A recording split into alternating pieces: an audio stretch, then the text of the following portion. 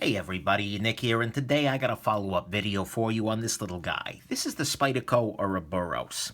This knife I've got a full review up of already, but it's a knife that's of two extremes.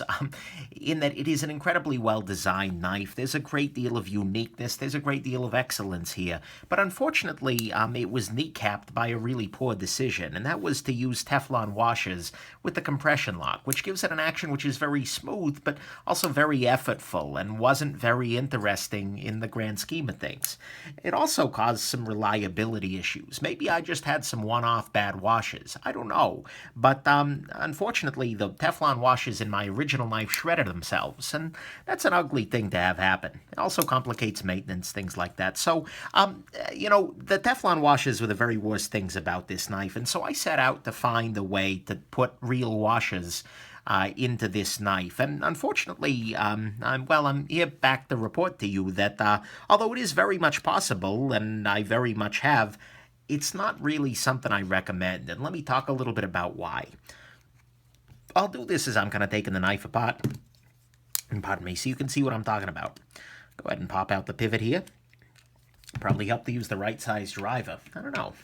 Not 100% sure. But anyways, here we got a T8 driver for the pivot here. This guy, first off, disassembling this knife is non-trivial. Note that there's a little washer on this screw here. Because, unfortunately, it's not really made to be disassembled. It's not well designed for that. So when you take it apart, it's a pretty ugly process. Oh, come on now. Does that want a T7? A lot of Spyderco's knives are not really super well designed for disassembly. That's why they don't allow disassembly in their warranty very explicitly. But in this case, it's especially flagrant and, frankly, especially unpleasant. I'm going to try using a sharper Torx bit here. See if I can get that loose. But because the Japanese factory is, well, their G10 knives are always really, really tough on the disassembly front. Is this actually coming loose or just rotating? Yeah, okay, finally I got it loose. Alright, that's another T8. Just needed to use a sharper bit. But there were a couple of things that really prevent this from being straightforwardly taken down. The first of them is, the Loctite. Second issue with it is the fact that this little lanyard hole is really terribly done on the knife. It is done in such a way that the lanyard hole is basically peened open. And so, let's pop that loose here. And pop this little guy out, the stop pin. And I'll show you what I mean. If we look at this side, we can see that the lanyard hole extends almost to the end of the G10.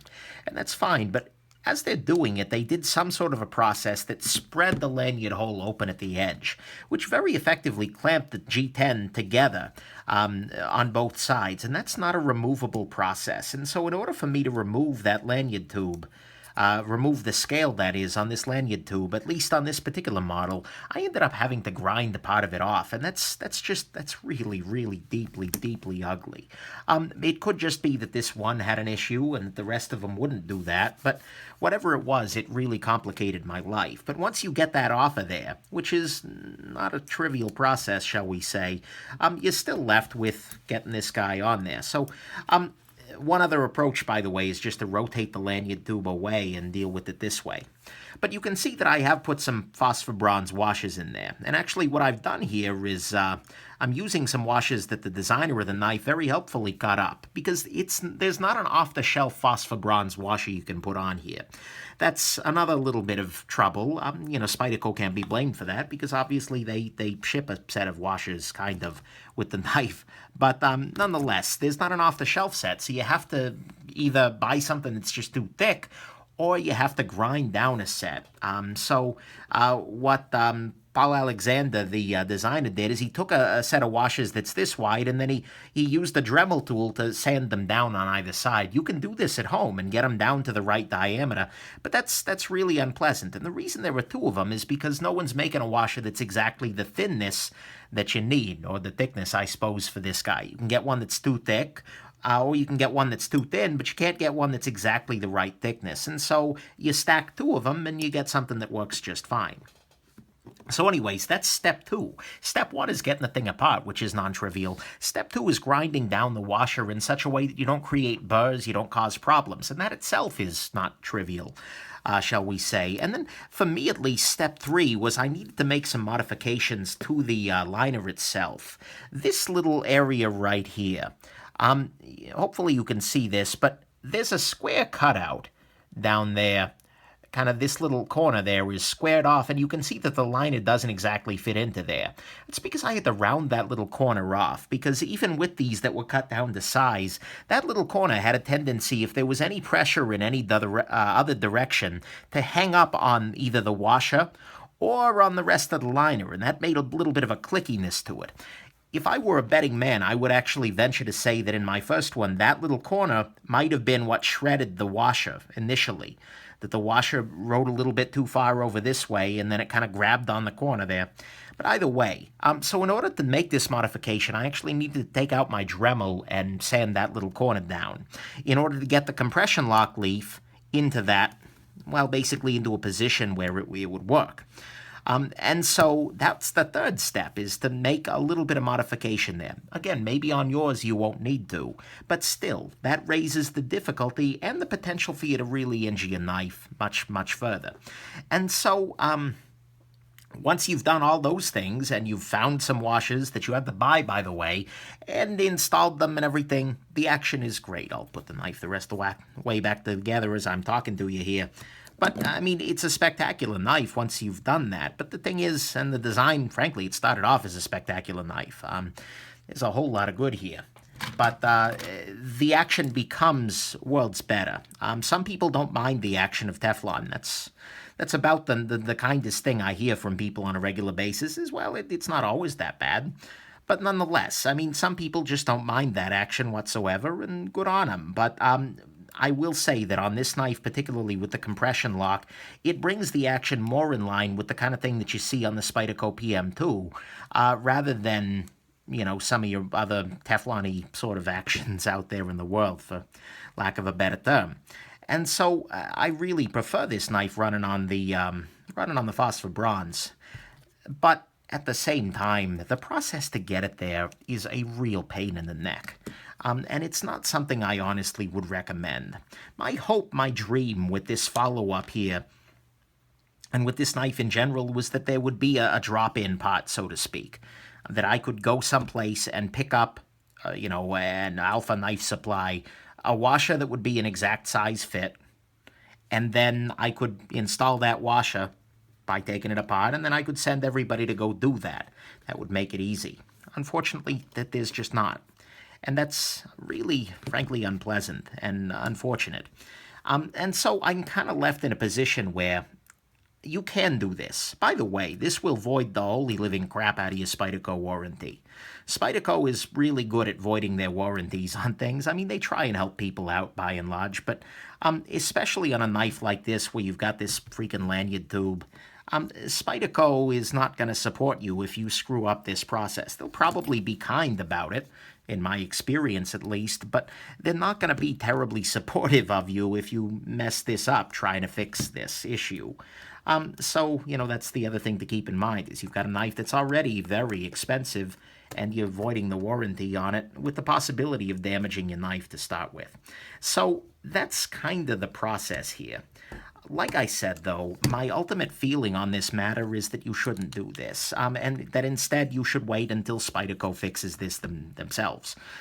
This is a problem. The Teflon thing, a lot of people disagree, and if you disagree, go ahead and buy the knife now. No problem.